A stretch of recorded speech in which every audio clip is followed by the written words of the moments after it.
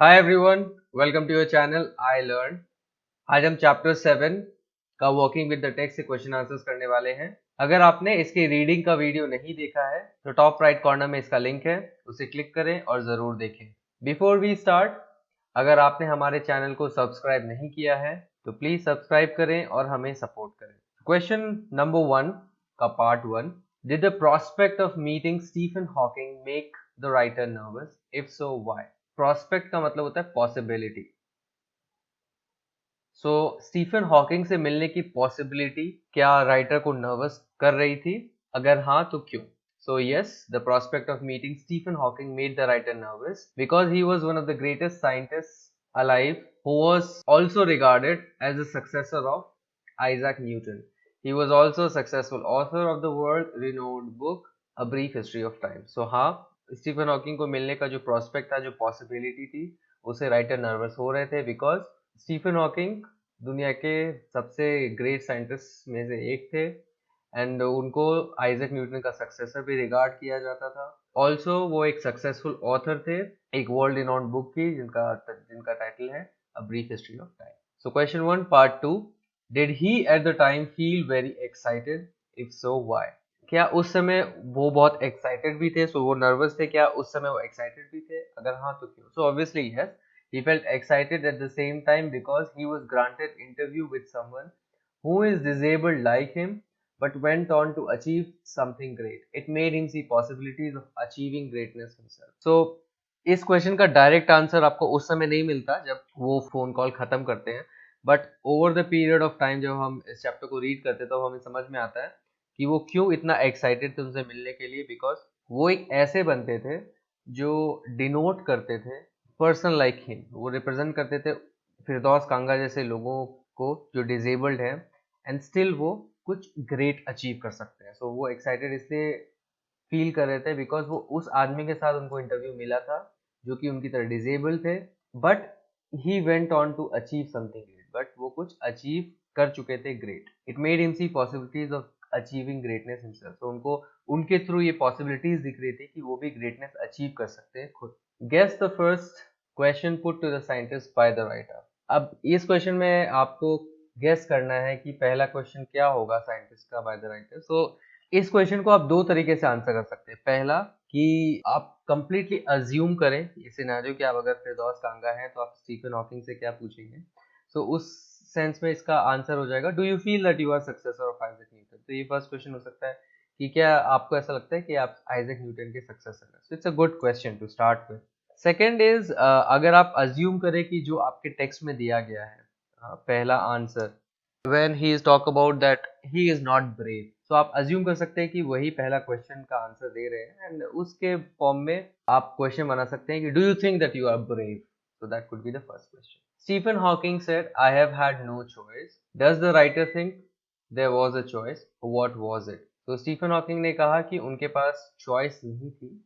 क्या राइटर को लगता है कि उनके पास चॉइस थी और वो क्या थी? So yes, writer thinks that Hawking had a choice. Writer को लगता था कि हॉकिंग के पास चॉइस है। He chose to live creatively with the reality of his weakening body instead of drowning into sadness. So उनके पास चॉइस थी and he chose to live creatively इस रियलिटी के साथ कि उनकी बॉडी वीक हो रही है and he did not choose drowning into sadness. उन्होंने चूज किया कि instead of going into sadness I choose to live creatively. He chose to focus on his strengths, ignoring all the shortcomings of his body. और जैसा कि Stephen Hawking ने advice भी दी थी सारे डिजेबल पीपल को कि they should focus on what they are good at, तो he chose to do the same. उन्होंने भी वही किया। He chose to focus on his strength, on the things he is good at, ignoring all the shortcomings. तो shortcomings का मतलब होता है all the limitations. Question 4, I could feel his anguish. What could be the anguish? So मैं उनकी anguish feel कर सकता हूँ। तो किस anguish के बारे में वो बात कर रहे हैं? So anguish का मतलब है, जैसा कि हमने पढ़ा था, severe physical and mental pain. तो जो फिजिकल और मेंटल पेन है बहुत ही सीरियस को आप एंग्विश बोलते हो। तो किस एंग्विश के बारे में बात कर रहे हैं? The anguish was not being able to do simplest of tasks like speaking your thoughts out due to the disability. The author could feel the challenge that disability poses and also the frustration of not being able to express yourself when you are brimming with thoughts and ideas. So anguish ये थी कि आप simple task भी नहीं कर पा रहे, जैसे अपने थॉट्स को स्पीक आउट करना अपनी डिजेबिलिटी की वजह से, एंड ऑथर उस चैलेंज को फील कर पा रहे थे जो डिजेबिलिटी पोज करती है, एंड ऑल्सो उस फ्रस्ट्रेशन को भी जब आप अपने आप को एक्सप्रेस नहीं कर पा रहे हैं, जब आपके दिमाग में इतने सारे थॉट्स और आइडियाज आते हैं। Question 5, what endeared the scientist to the writer so that he said he was looking at one of the most beautiful men in the world? So scientist की वो क्या चीज थी जिससे राइटर को लगा कि he is looking at one of the most beautiful men in the world? So the scientist's frank and honest replies and his one-way smile made him feel that he is looking at one of the most beautiful men in the world. तो जो scientist की Frank और honest replies थी, बिना झूठ बोले, बिना sugar coat के जो आंसर दे रहे थे एकदम फ्रैंकली, और उनकी जो वन वे स्माइल जो उन्होंने दिया, उसकी वजह से उस मोमेंट पे उनको लगा कि ही इज लुकिंग एट दुनिया के सबसे सुंदर आदमी को।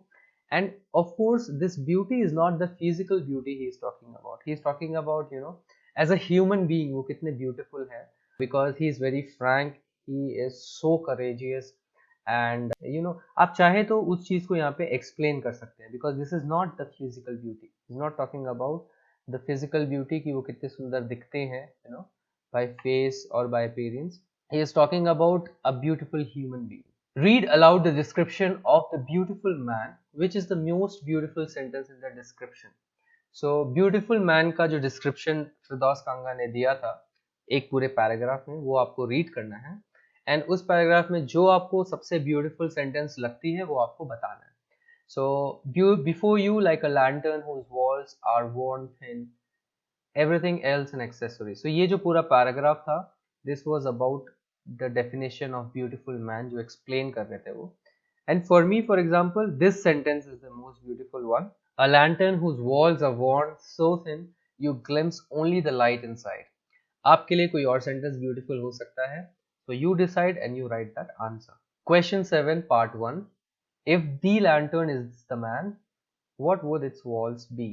अगर लैंटर्न एक आदमी है तो उसके वॉल्स क्या है? So if the lantern is the man, the walls are its body। so walls जो उनकी बॉडी है। Question 7 2, what is housed within the thin walls? और उस thin walls के अंदर क्या housed है? so soul is housed within the thin walls। so उन्होंने एक्सप्लेन किया था कि कैसे उस लैम्प के लैंटर्न के थिन वॉल्स के अंदर एक इनर ग्लो होता है, and that inner glow is nothing but a soul of the human being. तो जो सोल है वो जो है इस थिन वॉल्स अर्थात हमारी बॉडी के अंदर है। Question 7 part 3, what general conclusion does the writer draw from this comparison? So क्या जनरल कंक्लूजन वो निकालते हैं इस कंपैरिजन से? तो general conclusion that the writer draws from this comparison is that the human body is a container that houses a soul or a mind which gives essence to a human।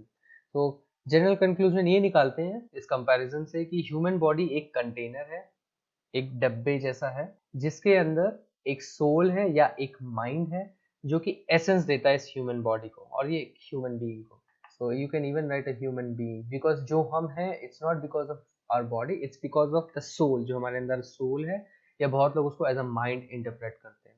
So question 8, what is the scientist message for the disabled? Scientist का क्या message था disabled people के लिए?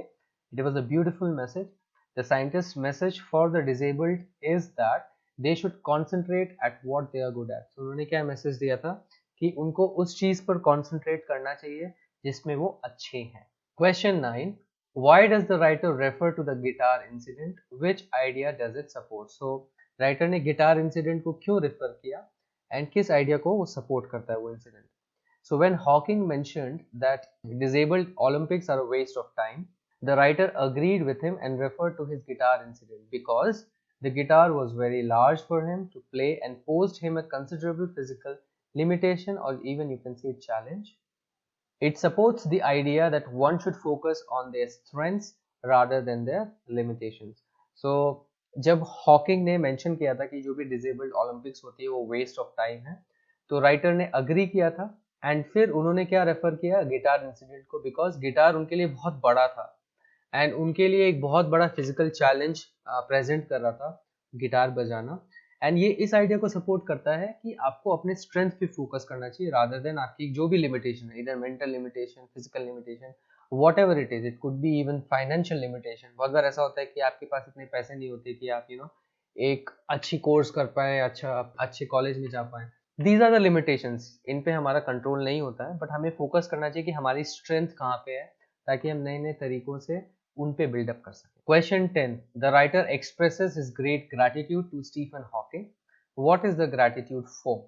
सो writer express करते हैं अपनी great gratitude. Gratitude का मतलब होता है बीइंग थैंकफुल और थैंकफुलनेस, कि आप किसी के प्रति आभारी हैं, इसको आप आभार भी बोलते हैं। सो अपना आभार वो स्टीफन हॉकिंग को क्यों एक्सप्रेस कर रहे थे, ग्रैटिट्यूड किस चीज के लिए थी? तो the writer expresses his great gratitude to Stephen Hawking because he made Kanga see what his bravest self can achieve. He instilled confidence in him that if he focused on his strengths, he can achieve greatness. So writer ने express इसलिए किया gratitude, अपना आभार Stephen Hawking के प्रति, because Stephen Hawking में कांगा को अपना ब्रेवेस्ट सेल्फ दिखता था, एंड उनको दिखता था कि अगर मैं इतना ब्रेव हो जाऊंगा तो मैं क्या अचीव कर सकता हूँ। He instilled confidence in him. So Stephen Hawking, उनके अंदर ये कॉन्फिडेंस भर रहे थे कि अगर वो अपने स्ट्रेंथ्स पे फोकस करेंगे तो वो भी एक दिन ग्रेटनेस अचीव कर सकते हैं, जैसे कि स्टीफन हॉकिंग ने किया। इंस्टिल्ड का मतलब होता है field.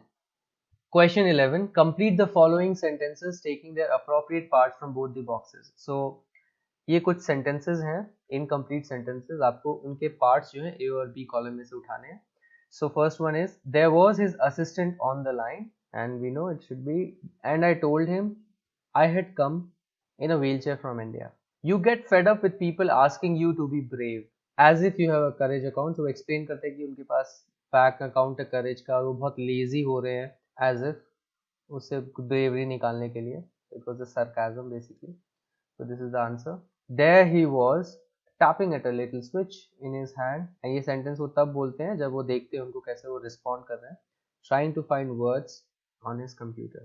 You look at his eyes which can speak, and they are saying something huge and urgent, but it is hard to tell what. It doesn't do much good to know that there are people smiling in admiration to see you breathing still. Thanks for watching this video. अगर ये video आपको पसंद आया तो इस video को एक like दीजिए, आपके कमेंट्स और फीडबैक्स कमेंट सेक्शन में लिखिए, और हमारे चैनल को सब्सक्राइब कीजिए। अब आप हमारे चैनल को सब्सक्राइब इस गोल लोगो पे क्लिक करके सब्सक्राइब बटन दबा के कर सकते हैं। अब आप हमें फेसबुक और इंस्टाग्राम पर भी फॉलो कर सकते हैं, हमारी आईडी आपके स्क्रीन पर है। इस चैप्टर के थिंकिंग अबाउट लैंग्वेज की वीडियो के लिए स्टे ट्यून्ड। Bye bye.